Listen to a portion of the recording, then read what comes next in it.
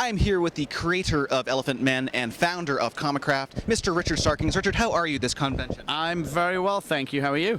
I'm good. Thank you for asking. You're not used to getting the questions, are you? No, I'm not. I'm used to giving them, not taking them. Now, with Elephantmen, it was announced at WonderCon that a movie is in productions, and it's going to be gracing silver screens sometime in the near future, maybe? In the near future. You know, I saw this morning that they announced that the Avatar sequel start coming out in 2014. So I think I'll take the summer of 2015. How about that? And your fans should be, relieved to know that you are working on the script and the story, so you're really attached to the project. Is that correct? I am working on the treatment. I actually don't want to write the screenplay. That's such a different discipline to writing a comic book. And because I'm still in the midst of putting out the comic book on a monthly basis, I don't want to sort of get sidetracked and delay the comic book or delay my involvement in the comic book.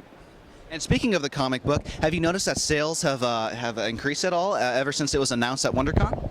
Yeah, we've got very, very healthy sales on the trade paperback. Certainly a lot more interest since the interest in the movie was announced. But it's a tough market right now. People are watching their pennies in this economy. But we've had good sales online on Comixology. And we just went back to press, actually, on Volume 1 of the trade paperback. So we've sold out the first print run of that. Now, you mentioned Comixology. When you were first starting with Elephantmen and then first heard about digital comics, was that anything you were always interested in, or did it just come natural? Both. We were already on mobile phones with Go Comics, which is a division of Universal Press Syndicate, since 2007 or 2006, right after Elephantmen started coming out. They started putting them on mobile phones, and this was pre-iPhone and long before iPad. So we were already on Go Comics.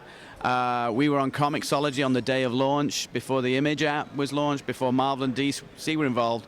And I always thought it was a no-brainer because selling comic book fonts online, I knew that digital downloads were already, what kids were doing now, what the people that buy fonts from us are advertisers, people in the movie industry, people working for games. So I knew that it was a different market, and I knew that it would be a market that supported the main market, which is selling the trades and the singles. So. And with this monthly Elephantmen's, with Elephantmen going monthly, you have the opportunity to work with so many great artists. Every time you open up an issue, you're always getting, an old favorite or someone new. Is there an artist that you have not worked with yet that you appreciate their style and would maybe like to see a pinup or maybe a story arc? Wow. Yeah, Brandon Graham, James Stokoe, Marley Zarconi. Excuse me. There's a lot of young artists out there. I would love Dave Gibbons to do an issue. I know, I doubt whether I can afford it. Maybe when the movie money comes in. But also I look at the artists that work on 2000 AD. Boo Cook is actually doing an original graphic novel called Enemy Species in January. He's halfway through that already. He's been doing covers for us. He did a single issue. I love his work. I think he should be doing more. I'm always trying to prize certain artists away from their sort of favorites, the Marvel and DC, and the British artists who work in 2000 AD. They sort of love working for their childhood heroes and have a sort of respect and fondness for them. And I'm always trying to encourage people to work on their own projects or my project, because it brings something new out of an artist. And Boo Cook is a great example. I always think he does his best work on Elephantmen, and when he's working in the shadow of other artists from 2000 AD, he's always going to be in the shadow. But when Ladrone works on Hip Flask, he was the first artist to work on Hip Flask. Boo Cook works on the covers of Elephantmen. Nobody can hold a candle to him. So, yes, there are artists I'd like to work with, but I always look, like with Marion Churchland, who did her story arc, the artists I've mentioned, they bring something new that you haven't seen. And there's always a danger when you go after somebody whose work you've admired, that when they work on your project, it's like, well, it's not what I admired. Why is it that? Because you have a certain affection for the artist that you grew up with. And I do love Brian Bolland's work, and he's done a few covers for me. I've loved working with Ian Churchill. He's done breakdowns on 3 issues of Elephantmen, and he's got his book, Marine Man, coming out next month. And Marine Man is a result of conversations he and I had 10 years ago when he talked about how much he loved Miracle Man, or Marvel Man as it's now reverted back to. And I said to him, well, why don't you don't work on Marvel Man, just create your own version of Marvel Man. And Marine Man was something he created when he was 8. So, he finally found time in his schedule to put out a book that he loves, that he's created.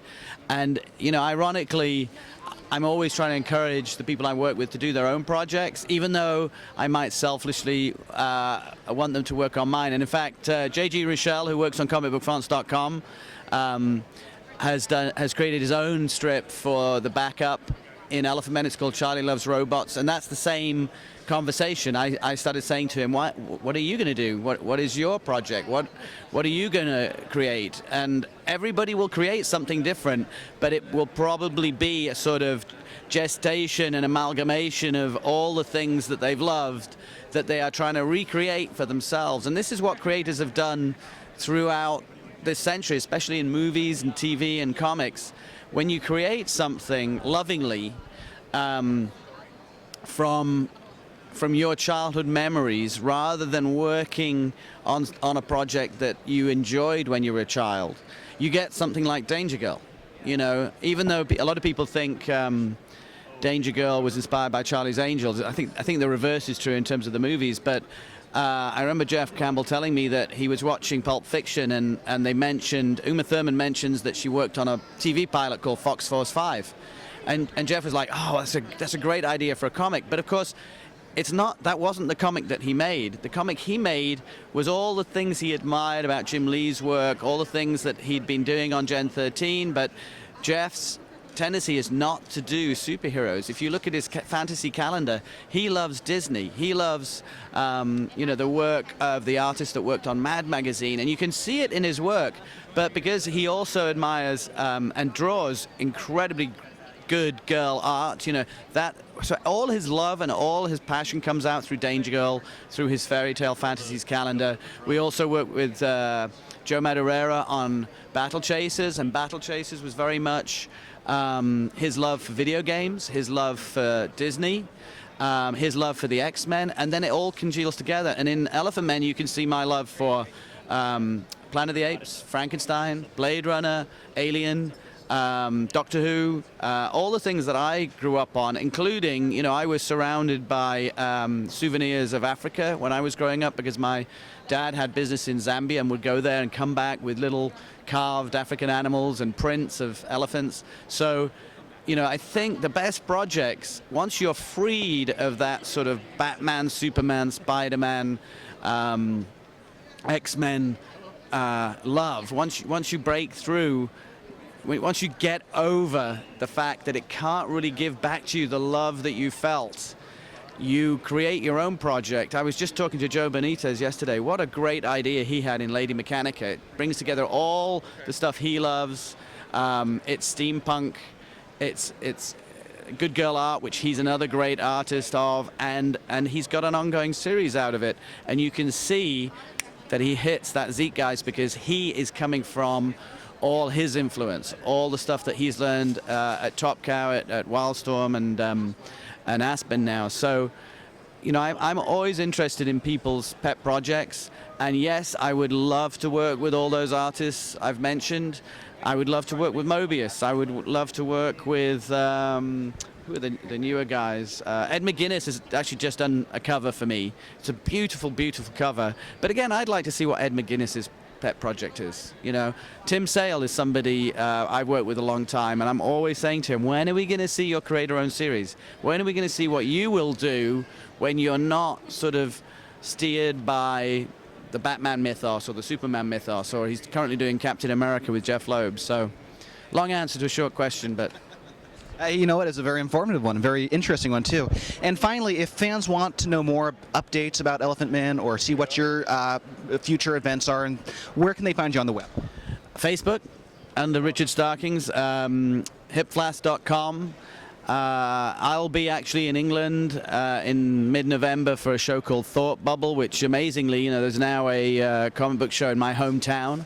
You know, if it'd been there 25 years ago, maybe I'd never had to leave England. But, you know, I do a lot of shows. I do all the big shows, Seattle, San Francisco, both for Ape and WonderCon, San Diego. So I get around. If you want to see where I'm going to be next, you can look at hipflash.com or my Facebook page. And next year, you know, we've got a big, it's not a reboot, but there'll be a great jump-on issue of Elephantmen called Man and Elephantmen. It'll actually be previewed in The Walking Dead, which, of course, the TV show launches tomorrow. And you'll see a lot more Elephantmen books out next year. We've got 3 collections coming out. There'll be an Elephantmen Zero collection, which collects all the War Toys books. There'll be Volume 4, and by the end of the year, there'll be Volume 5. Yeah, so there'll be a lot more Elephantmen books in the store. We already have 3 trade paperbacks. If you come to me at a show, there's always a deal on those first 3 trades or hardcovers. And we just put together issue 28, and it's going to the printer tomorrow, Monday. Well, Richard, thank you so much for taking some time out of your sketching. I'll let you get back to it. And yeah, Richard Starkings, everybody.